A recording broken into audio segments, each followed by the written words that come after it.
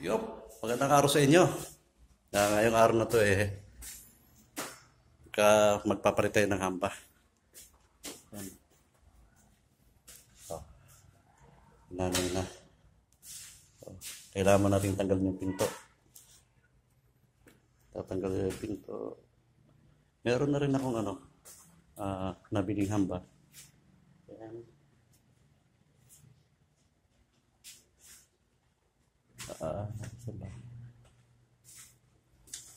Standard naman to, yung mga nabibiling hamba.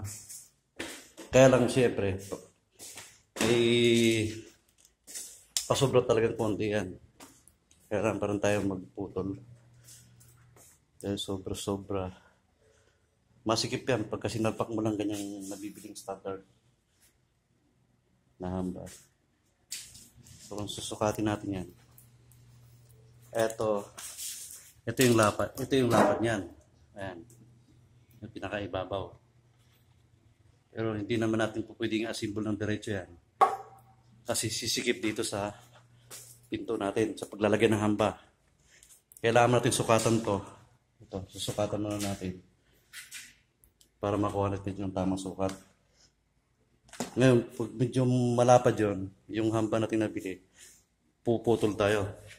Sumakto lang dito sa paglalagay ng hamba. Okay, tatanggalin natin yung pinto.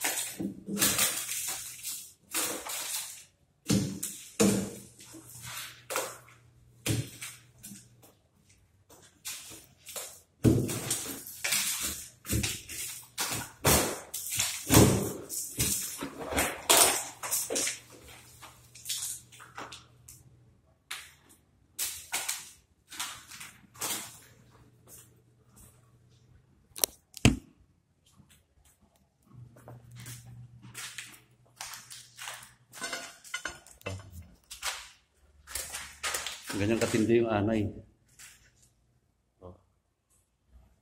Inubos niya talaga. Kaya kailangan, pag kayo nagkabit ng hamba, kailangan nyo talagang punasan muna ng sulignom. Susulignom nyo muna para sigurado tayong hindi kakapitan ng anay yung hamba natin. Yan, no?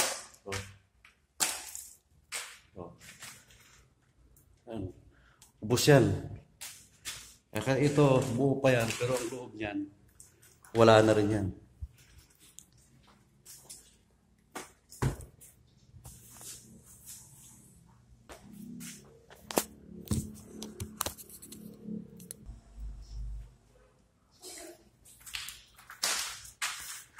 Ay, mga boss,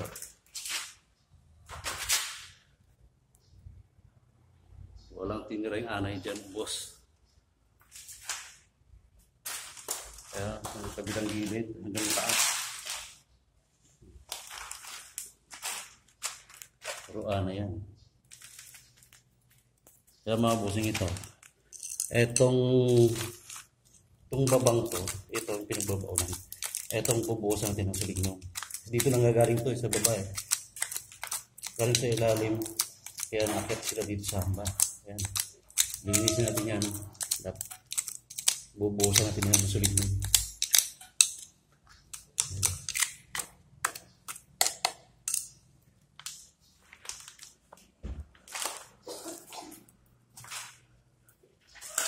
Ayan, mga boss, abangan nyo mamaya pagka na-assemble na natin. Ito na lang.